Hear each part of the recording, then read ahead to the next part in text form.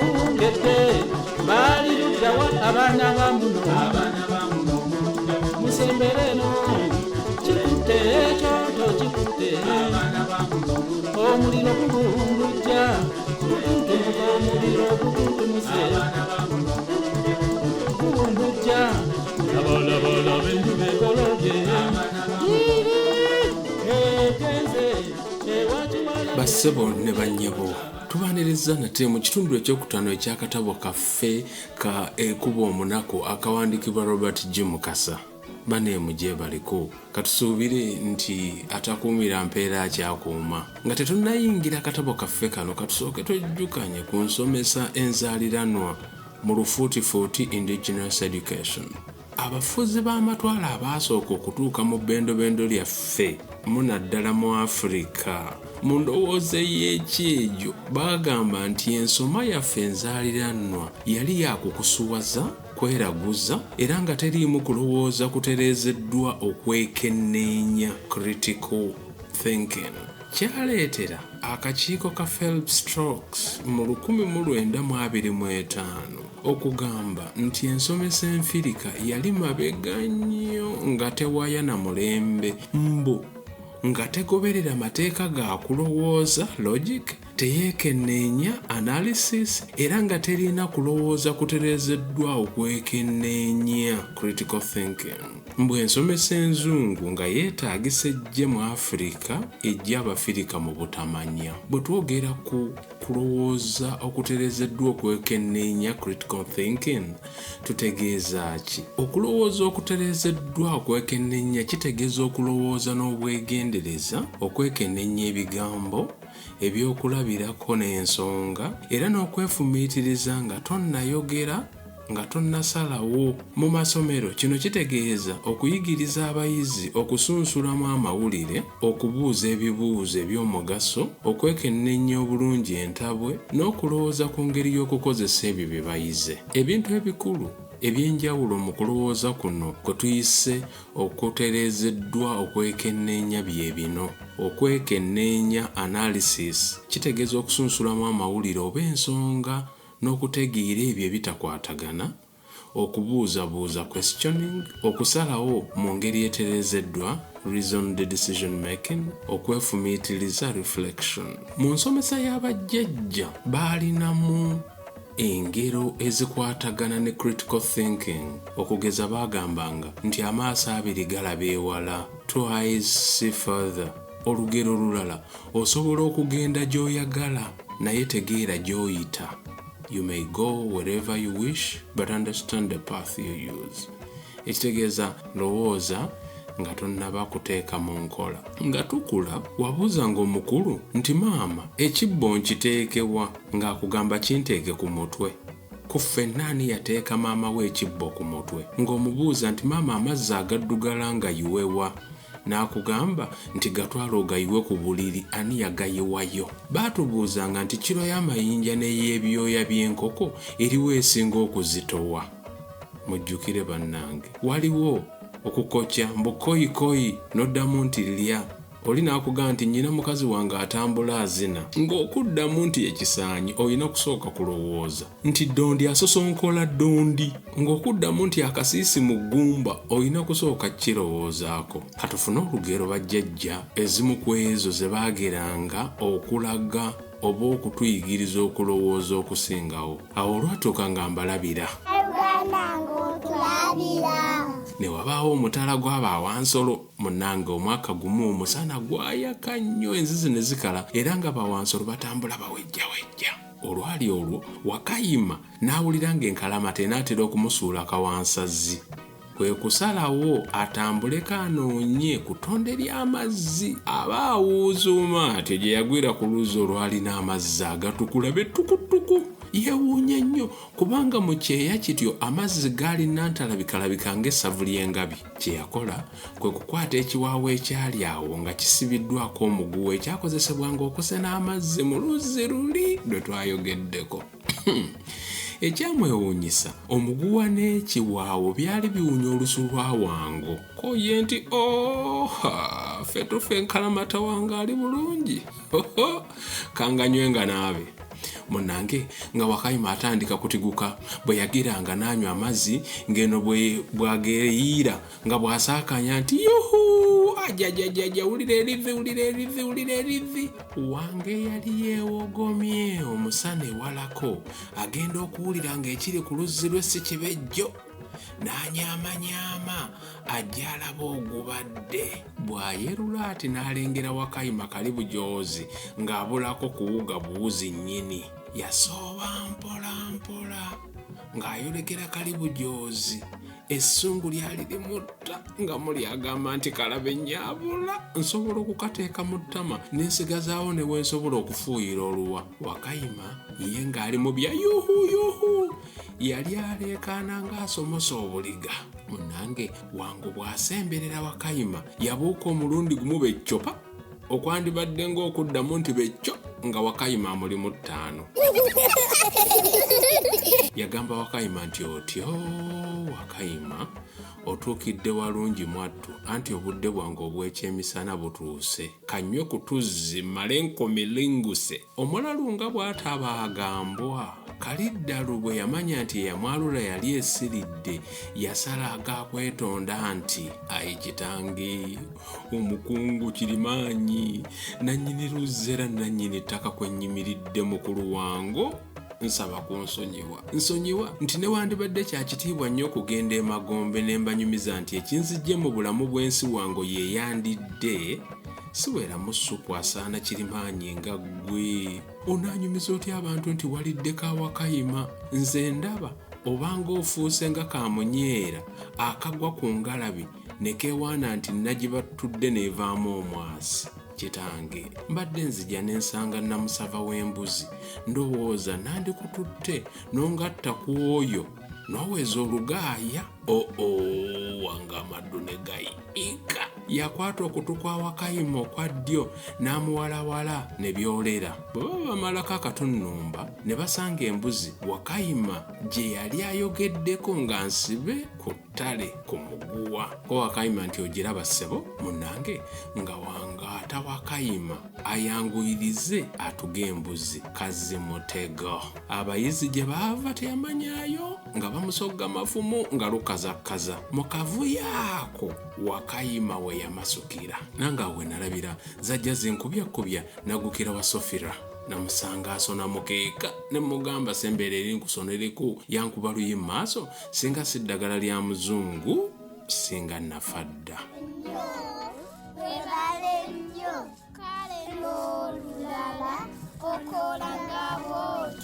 Basebo ne bannyabo mu nsomesa y'abajjajjaffe olugero nga luno bwe lwaggwanga ng'abaana bababuuza ebibuuzo okugeza Wakayima yali mutuufu okuzannyira mu luzzi lwa Wango ng'ekiddako nti lwaki bannange ddala bajjajjaffe mu nsomesa tebalina ndowooza etereezeddwa era eyeekenneenya. Bino bye bimu ku bibuuzo bye tulina okwebuuza. Bannange olwo lwe lugero lwaffe. Kaakati katuyingirire akatabo ekuba omunaku akawandiikibwa Robert G. Mukasa. Kati olwaleero omutwe gugamba nti omusiru takusiriwazanga. Abakugu mu by'obulamu bagamba nti bw'oba oyagala okuwangaalako akabanga weeyigiriza okuseka. Okuseka kukendeeza ku katyabaga k'okulwala endwadde nga alusa ne puleesa. Kino kyandiba ekituufu kuba taata bwe yasekako yawulira ng'atoowolokoseemu. Ekyali kissa taata enseko kityo y'emboozi Nakirijja mukyala Kayongo gye yamunyumiza ku lutalo lwe wakati we n'omulalu Yowaana. Omukadde yabinyumya nti mwana wange olwali olwo nga nkyali mu maka g'abakadde bange ndowooza nali mpeza emyaka nga 24 nga tukyaza bagenyi waka anti kizibwe wange yali ayanjula. Munno nasiba ntawuka mu mirimu kubanga awaka nze omu ku baali basuumuseemu ate nga mu myaka egyo sikola nderuka. Mwana wange munnange abagenyi tebaalwa nga batuuka nga babatuuza mu luggya awaali wazimbiddwa ekidaala kuba enju yaffe yali nfunda ng'emikolo gitandika mu butongole. Bwe namaliriza emirimu nasalawo naabeko nsobole okusaanira omukolo anti munnange byakavubuka naawe obimanyi. Ekinaabiro kyaffe kyali kya mmuli nga kizimbiddwa ng'ekisaakaate era nga kiri mu mbiriizi z'ennyumba. Neyambulamu engoye ng'omuntu yenna anaaba omubiri bw'akola era olwamala okuyiwa amazzi mu luleeba anti nga ze bbaafu oba ebbenseni z'obudde obwo nga mwana muwala ntandika kunaaba. Nanaabanga nnonka olwobya munnoowo olw'emikolo egyali giri ewaka emmeeme yali enkuba ejjebe. Kyenkulekeddeyo kye kino nti okumpiko n'ekinaabiro kaŋŋambe ebigere nga 3 waliwo akakubo. Ndowooza nno munnange ke kaleeta Yowaana omulalu. Engeri gye nali nnyimba nali siwulira era ndowooza yandingiririza akabanga kubanga ngenda okuwulira nga ngamba mbwe kawala ggwe nakugamba onfumbirwe n'ogaana kale wali okweka kikyeserabye. Awo n'atyemukira waggulu nga bwe yeekuba obuyiiyi ku nkuuta buliri neekanga nnyo era nga n'amameeme gankubagana nawamanta mangu engoye zange bwe nali nziwanise n'ebikeko kazi omumpembe yazinyakudde wonna. Bannange natunula ekiwekete mu ddoboozi erijjudde obukambwe namugamba nti Yowaana mpa engoye zange nga sinnafuluma bitubugume. Koye nti bitubugume? Kale vaayo tulabe oba weetenda obukazi. Mwana wange engeri omusungu gye bwali bunninnye ku mutwe olw'omulalu okunningiza nga ndi bukunya okulowooza kwanneesamba era wataali kwekwasa nsonga yonna yadde okulindamu akatikitiki akamu kati nafubutuka mu kinaabiro nga ndi bukunyegere ne musimbako. Jjukira nti ye omulalu yali ayambadde newandibadde yali ayambadde buziina. Bannange nkakasa nti omusajja ono eddalu yali yeesudde lyesuule kubanga yalaba mumezeeko n'asalawo okudduka ng'alaga emiryango ewaali abagenyi. Tondabe kukaddiwa naye ku myaka egyo nali mukambwe nnyo era nga sinyigirwa mu nnoga. Leka mwattu ataakulaba. N'olw'ensonga eyo nakola gaatakulekera naawe tomulekera. Ate wendi namulumbayo olwo neerabidde nti nsagala butte era ddala ndi buswa. Galima wano kubanga abaali mu kidaala bwe bankubako eky'omulubaale baafa ekitiibwa. Abaazirina baaseka busesi abalala baakuba nduulu ate ne bakakasiza ddala nti nali mpise ttembo. Ekyanneewuunyisa bannyina ze baalema okusimba ku kaliddalu bamuggyeko engoye zange ate badda mu kugoba nze era okukkakkana nga baŋŋombyemu obwala weebali. Bankalize kugwa akabugu ng'embuzi. Bwe bannyingiza mu nju nabanyonyola ebyali bibaddewo naye mu kifo ky'okunsaasira bankuba kibbo kya nseko ne beewuunya omulalu bwe yali andalusizza.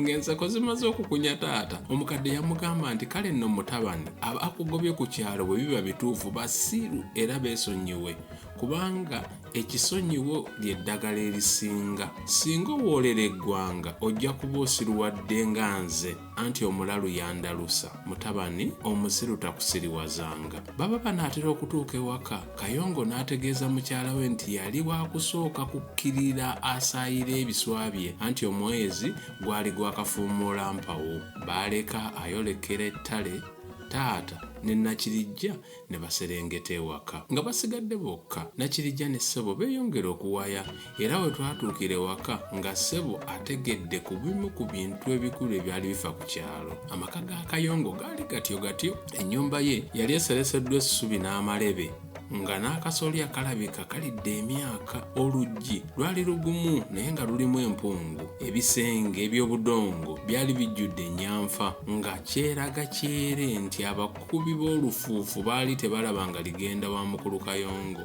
Obukoko nga bwobwo bwali mu luggya nga bubojjerera obusooli obwali bwanikiddwa mu luggya. Ku nkonda awo ku bbali waali wasibiddwawo embuzi 3 ate nga mu mbiriizi z'ennyumba waliwo ekyagi ky'emmere nakyo ekyali kirabye emyaka. Awaka tebaasangawo muntu.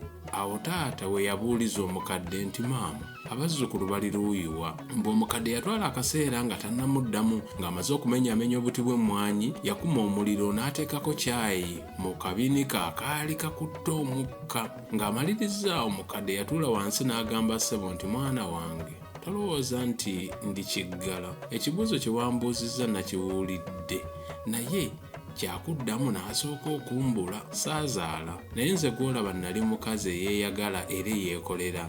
Naye munnange ng'essanyu bwe litabeerera twalwala ebigenge era abasawo n'ab'ekyalo ne batusibako kalantiini. Bwe munnange tolaba engalo bwe zimpweddeko n'eza mukama wange bwe zityo. Obwedda bwonna ssebo yali tanneetegereza nkula ya mukadde bulungi. Mukazi wattu ku mikono gyombi yali asigazzaako engalo mbale bubale ate nga n'ebigere bikunku. Bwe yayongera okwetegereza omukadde, taata yalaba nga n'ennyindo yali egenda eggwerera. Taata omutima gwamukubira gyendi kubanga omukadde yali andeze. Kwandibadde okundera kwokka, nejjukira nti yali yannyengedde eddagala lye yanywesa n'okunsiimuula n'alinsiimuula. Bagamba nti eriiso ly'omukulu omukadde yakiraba mangu nti amawulire g'obulwadde gaali gakubye taata entengero, era n'amugamba nti musajja wattu, oba otidde okukusiiga ebigenge, kwata omwana wo weeyongereyo. Anti munnange n'abalala abaatusuula eno okumpi n'ekisaalu baali bawonya bulamu bwabwe. Obulamu bwe bugagga, naawe musajja wattu tosibaamu, tambulirawo. Ssebo yalaba omukadde ayogeza okunyolwa okw'engeri eyo n'asalawo nti oba kiba kibe yali wa kusigala mu makaago. Bajjajja baali batuufu okugera nti atajjukira byadde atagaba. Abakulu bano baali bataakiriza obulamu bw'omwana we. Nakirijja yali alabye taata eri olubuto era nga muzizzaamu n'essubi lyali limuweddemu. Kyokka ng'ebyo abitadde ku bbali, nze ne ssebo tetwalina gye tulaga. Kale abantu bano abaalabika nga baatuwa obubudamu twali tulina kubeekwatako kageri k'akabaane ku ndongo. Okutuwa obubudamu mazima baali bagenda kutuzaala gwakubiri mu ggonjebwa n'eddoboozi eryali lijjudde obukakkamu. Ssebo yategeeza omukadde Nakirijja nti obulwadde si bwe bwali bumukanze, naye kyali kimukyusizza embeera y'ennyiike eyali emukutte olw'abantu b'okukyala abaali bababodde olw'ebigenge. Ssebo yategeeza kinvinvi Nakirijja nti singa kwe kwali okusiima kwe nebba, yali asazeewo asigale nabo abayambe ku mirimu gyonna egy'awaka n'okubabeesabeesa bawone ekiwuubaalo. Kitange yayongera okukijjuuliriza nti engeri ffe gye twali tugobeddwa obugobwa ku kyalo gye twava, ate nga n'abakadde bano baali baboole, obuboole buno bwali bumaze okutufuula abeeyannakalaama. Omukadde Nakirijja bwe yawulira ebigambo bya ssebo amatama gaamwesenda era n'amusuubiza okwogera ne mukama we ku nsonga y'okutubudamya amangu ddala nga yakadda. Oluvannyuma yatuma taata mu musiri ogwali awo okumpi anuuleyo emisooli nga giigyo bawemere ku kijaaja kyabwe. Nga taata agireese, omukadde yagyokya. Nga giyidde baagiwema. Taata akacaayi kano kaamujjukiza kali ke yanywanga n'ennyabo mu lusiisira lwabwe era amaziga gaamuyunguka. Nakirijja bwe yalaba taata ayozesa ku munye n'amubuuza ekyali kimukaabizza.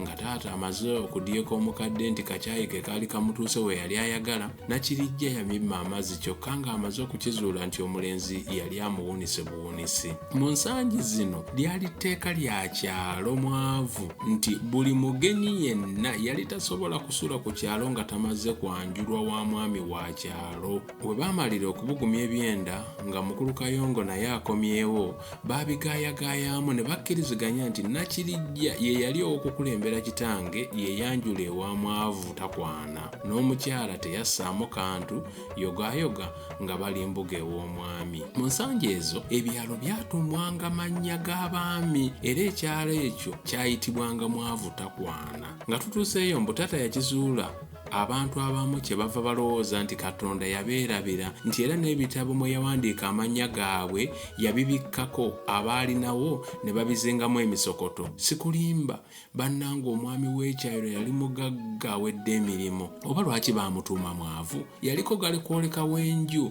eyaliko ne nabbamba w'olujja omwali olw'ebeeya lw'enkoko nga togasseeko ezo ezaali zikokkolera mu lusuku, embuzi ng'abala yakoowa, ente tomuuni, ate nga z'endiga tobala. Mbw abakazi be yayina nga naye kabawasa tabamanyi muwendo okuggyako kaddulubaale, kabejja ne nassaza abaali abaganzi ennyo. Abaana baali ssomero ddamba era nga nabo bennyini tebeemanyi. Mbu n'abamu beesanga nga bafumbiriganye. Kale abalenzi bwe baatesanga n'abawala be baabanga basiimye okuwasa eyo gye basenkananga, beesanga nga bagenze kwanjulwa waabwe yennyini. Ekyasenganga okuleeta akabaate bw'ate. Ye omwami ono mwavu okugobaagobanga ennyo abakazi nga n'abamu bagenda bali mbuto. Saasira nno abaana abamu abaagendanga okwanjula nga bali mbuto oba nga bamaze n'okuvaamu ebiwanga nga biibyo. Laba kitaawe w'omwana bw'abeera ate nga ye kkojjaawe oba nnyina bw'abeera nga ye ssenga w'omwana. Ensi eno si ku lwisi eyo Nakirijja teyatuukira ddala mbuga anti ng'etteeka ly'abagenge nga terikuganya. Yasigala ku kkubo olwo taata n'agenda yennyonnyoleko. Ensonga eyamutuma okugenda nange yali nti omwami bwe yandindabyeko osanga yandifunye obusaasizi n'atukkiriza okubuddama ku kyalo. Okuva Ssebo lwe yatuuka ku mwavu okutuuka mu kaseera ako yali tafunangako kutya nga kwe yafunanga alabye abaserikale b'omwami abaalina amaaso agaali gabeesimbye mu kiwanga ng'enkoko enywa mu lwendo ate nga gabatwakadde ng'abaali baakamala okufuuweeta enjaga. Kwaliko nno akaserikale kannakampiginy akaali katunuza ekkabyo ate nga bwe kagira ne kafuguma ng'eno bwe kaluma n'emba. Ndowooza akasajja kattu kalowooza nti engeri taata gye yali omulangaatira gw'omusajja yali akagaya. Nga kamaze okukola obukodyo bwako bwonna ne kabumalayo ate nga ne banne baako bamaze okukunyisa kitange oluseregende lw'ebibuuzo baamutwala mu kigango yeyanjulira omwami. Kitange yannyumiza nti ekigango kyali kigazi bulungi era nga munda muyonjo ky'otalabanga. Mwali musasiddwa essubi etteete ate nga n'okumpi n'entebe y'omwami waaliriddwa amaliba g'obusolosolo ag'amabala amalungi okufa obufi. Ku bisenge okwetooloola kwali kuwanikiddwako emitwe gy'ensolo nga mikaze ekiraga nti mu budde bwe bwayita omwami yali muyizzi kkungwa. Mu kigango Ssebo yasangamu abantu abalala bangi abaalina ensonga zaabwe zaali zibatutte embuga era nga buli ali mu kigango asagaasagana ng'atudde mu kyannyinimu oba katugambe nti ng'akabiriiti akatooleko. Abandi beekolozakolozanga ate abalala nga bwe bagira ne basuuliza eriiso ewaali olutimba olw'olubugo olwa Kimote. Taata yalowooza nti omulyango ogwo omwali olutimbe lw'olubugo gwe gwali ogw'okuleeta omwami era bwe gwali kuba kyaddaaki omwami yayingira. Abaserikale babiri baali bamukulembeddemu nga babagalidde emigemerawala egyali nantalabikalabika ng'essavu ly'engabi mu nsangi ezo. Ekyali wali nga kyobeera nti Beene, Musota, Magulu Nyondo, Cuucu ye yali ayingira. Ng'omwami ayingira buli musajja yayimirira ate bo abakazi ne bafukamira matiitiiri nga tebasitudde maaso ng'empisa y'embuga y'omwami bwe yali. Yali mukadde ddala era nga n'ekirevu kye kyali kyayera mbuga kyali kitukula nga pamba olw'envi. Yali ayambadde kanzu ey'omuleera etukula bettukutuku era nga ku kkono we eriyo kabejja ate ku ddyo nga nassaza ne zoobooto bamema nnyini. Mu myaka gye egy'obuvubuka omwami ono alabika ng'ekyalo yali akifuugisa omukono gwa kyuma kuba ne wandibadde mu kiseera kino emyaka gyali gimuwuubidde akatambaala yali akyalabikamu embazuulu. Omu ku baserikale yatereza eddiba ly'enge eryali lyaliriddwa mu ntebe ya nnyinimu era ng'omwami amaze okukkalira mu ntebe ye ey'obufuzi abantu ab'enjawulo baatandika okwanjula ensonga zaabwe. Abamu baali baleese makula, abalala nga bagenze kwebaza ebintu eby'enjawulo omwami bye yali abakoledde, abalala nkaayana za bibanja ze zaali zibatutteyo n'abandi okusaba obuyambi okuva eri Mwavu Takwana. Kyaddaaki ne Ssebo n'ayanja ensonga ze. Omwami yasoya taata ebibuuzo bingi ebikwata ku kyalo gye twava n'ensonga eyatuggyayo era singa obusimu buno buli wendi nkufuna bwali buzze omwami yandikubidde abeeri gye twava ababuuza ebyali bitukwatako. Ng'omwami n'abawiiba ab'amagezi bamaze okugaaya mu nsonga taata yakkirizibwa okusigala ku kyalo. Ssebo yaŋŋamba nti omwami yali atunuza kabyo naye yali musajja wa kisa ky'otalabanga ate nga mwesimbu ebitagambika. Owa kisingako okuba n'omukambwe nga mwesimbu okusinga okuba n'amwenyereketa naye nga munnanfuusa aliira banne mu ddiba ng'omusege. Taata yakkirizibwa okubeera ne baakayonga abaaliko kalantiini oba lwakuba yali mugwira. Gw'ate Ssebo abantu abalala baali babaganye okwesembereza abagenge. Ebyo sijja kubigendako nnyo kubanga wandigamba nti ndi wa ntondo. Ssebo yeeyanza olw'okukkirizibwa okubeera ku kyalo n'akuuta n'akalevu ku ttaka.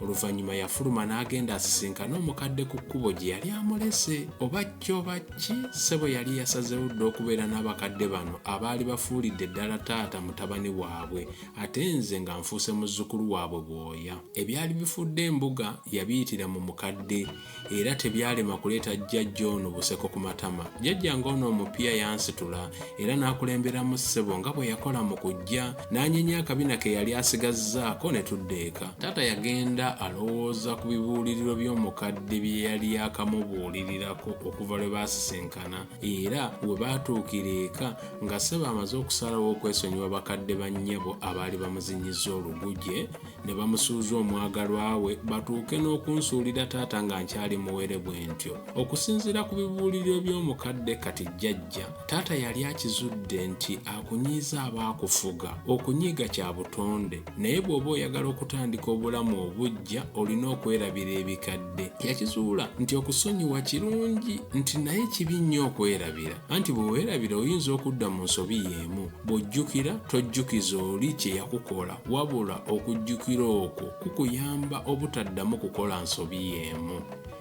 Abooluganda tusaba tukomaawo olwaleero ate tusinkane omulundi ogujja nga tugenda mu ssuula yaffe empya gye tugenda okuyita munno mu kabi. Abankuumira ennyo atakuumira mpeera, mwebala okwekuumira ku Sofira.